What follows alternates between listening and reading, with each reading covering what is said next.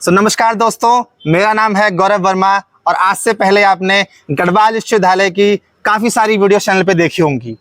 आज हम इस वीडियो के माध्यम से एक महत्वपूर्ण विषय पर बात करने वाले हैं और ये जानने वाले हैं कि इस मौसम में क्यों एबीवीपी के छात्र मजबूर हैं अपने घर का बिस्तर छोड़कर सड़क पर आने को मजबूर हैं। तो इसीलिए आज हमारे साथ दो छात्र नेता हैं, इनसे हम बात करेंगे और जानेंगे कि क्यों ये छात्र मजबूर हैं सड़क पर आने को और क्या इनकी ऐसी मजबूरी है।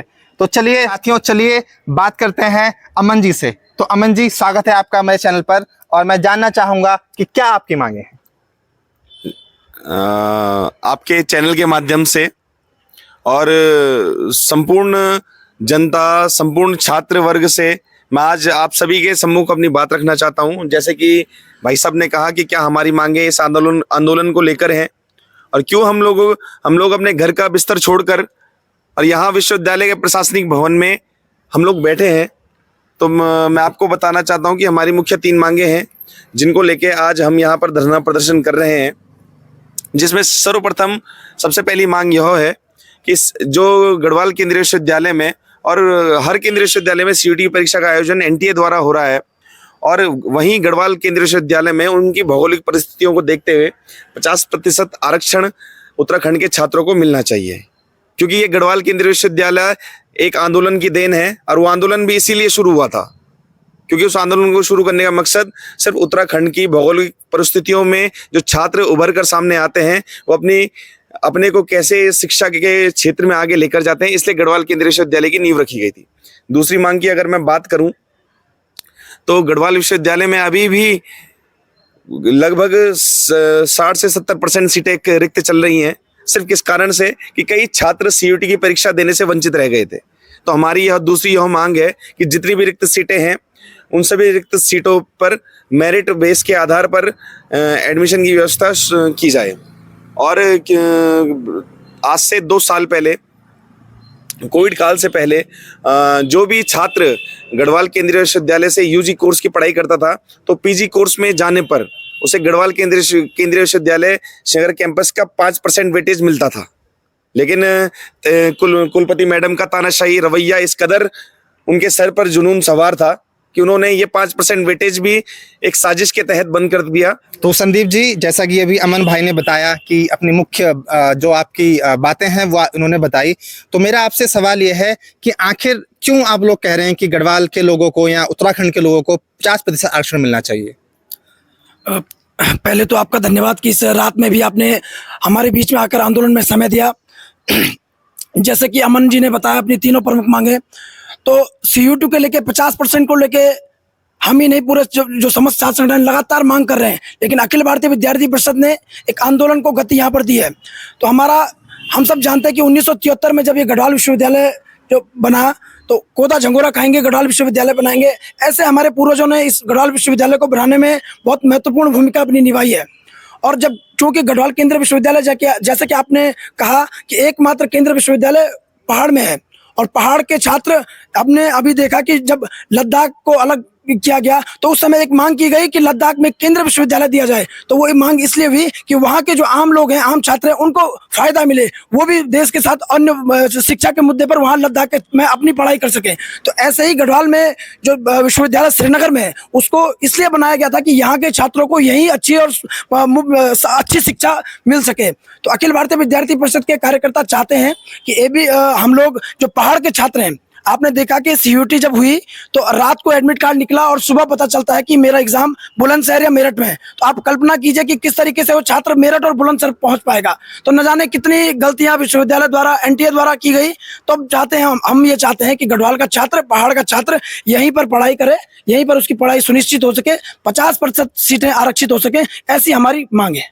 जी, अभी अमन भाई ने कहा कि जो सीयूटी का एडमिशन है वो मेरिट के बिहाफ पे होना चाहिए, तो क्या अब तक मेरिट के बिहाफ पे नहीं हो रहा है एडमिशन?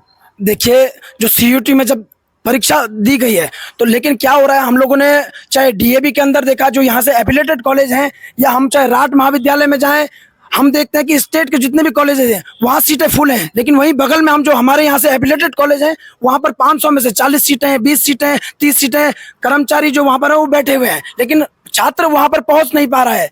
तो हम ये चाहते हैं कि जो खाली सीटें हैं, बची हुई सीटें हैं, उन पर छात्रों को मौका मिला जाए। अगर सीयूटी जिसने नहीं भी दिया है तो मेरिट के आधार पर अगर छात्र पढ़ाई करना चाहता है तो हम उसे वंचित नहीं रखना चाहिए। गढ़वाल केंद्रीय विश्वविद्यालय की कुलपति महोदया से भी हमने ये मांग की है कि उनको मेरिट के आधार पर उन सीटों को भरा जाए, ताकि गढ़वाल में जो गढ़वाल विश्वविद्यालय में चाहे वो कहीं का भी छात्र हो, मेरिट के आधार पर उसे दाखिला मिलना चाहिए। अगर वो यहाँ पर आए, अपने जो भी डॉक्यूमेंट है वो सबमिट करे और उसे दाखिला सुनिश्चित किया जाए। अभी जब आपका ये धरना चल रहा था उस वक्त मैं भी यहाँ उपस्थित था, तो मैंने देखा कि हमारी जो वीसी महोदया हैं उनसे आप कुलपति महोदया हमारे बीच में आए, क्योंकि बहुत देर बाद हमने बहुत सारे आंदोलन भी किए, लेकिन बहुत देर बाद आई। हमने उनकी सराहना भी की, चलो कि आपने धरना संवाद जो होना चाहिए वो जारी रखा। जब वो यहाँ पर आई तो उन्होंने कहा कि मैंने जो 50% का आरक्षण की बात तमाम सारे छात्र नेताओं ने कहा है वो मैंने यूजीसी एमएचआरडी जो शिक्षा मंत्रालय उसको भेजा है। लेकिन हमने कहा मैडम आपने भेजा तो है, लेकिन हम कैसे मान ले कि ये जरूर ये मांग पूरी होगी। तो उन्होंने यूजीसी के जो सेक्रेटरी थे उनसे हमारी बात कराई, तो उनसे भी बातचीत में एबीवीपी के कार्यकर्ताओं ने उनको कहा है कि जल्द से जल्द आप इस मांग को पूरा कीजिए। चाहे यहाँ के जो हमारी कुलपति महोदया है उनसे भी हमने कहा है, आपको भी हम कह रहे हैं कि हम छात्र आंदोलित हैं। अगर इस मांग को नहीं माना गया तो और उग्र आंदोलन होगा, जिसमें कि विश्वविद्यालय प्रशासन को सारी जिम्मेदारी उठानी पड़ेगी। तो अमन जी आप ये बताइए कितने दिन का आंदोलन है और कब तक आप यहाँ ऐसे बैठे रहेंगे? देखिए, जिस तरीके से हम लोगों ने शुक्रवार से इस आंदोलन की एक गति को एक आंदोलन को गति देने का काम किया, और हमने सोमवार से कुलपति मैडम के सामने अनिश्चितकालीन धरने का एक अल्टीमेटम उनके सामने रखा। लेकिन कुलपति महोदय से जब हमारी बातचीत हुई और कुलपति महोदया ने हमसे 2 दिन का समय मांगा कि मुझे यूजीसी से बात करनी है, अपने ऊपर के अधिकारियों से बात करनी, तो हमने उन्हें 2 दिन का समय दिया। और 2 दिन के बाद फिर हम लोगों ने उनको चेतावनी दी है कि मांगों पर कोई भी कार्यवाही नहीं हुई, कोई भी बैठक में कोई भी निर्णय नहीं लिया गया। आप जो भी बैठक कर रही हैं, तो यदि 2 दिन के बाद वही स्थिति जस की तस इस विश्वविद्यालय कैंपस के भीतर बनी रही तो हम लोग भूख हड़ताल पर बैठने के लिए बाध्य हो जाएंगे। और यह अनिश्चितकालीन धरना है, जब तक हमारी मांगे पूरी नहीं होती है तब तक हम लोग यहाँ बैठे रहेंगे।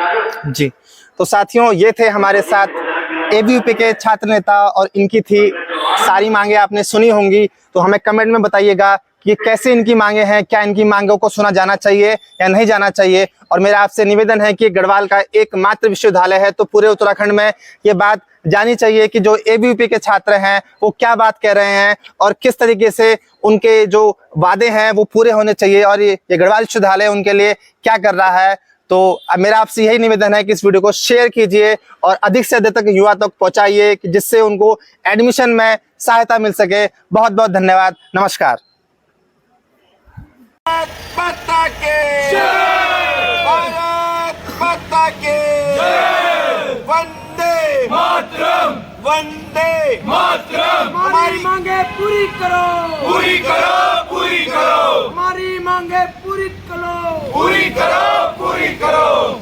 मांग हमारी पूरी हो, जो मजबूरी हो, मांग हमारी पूरी हो, चाहे जो मजबूरी हो। एबीवीपी जिंदाबाद, जिंदाबाद।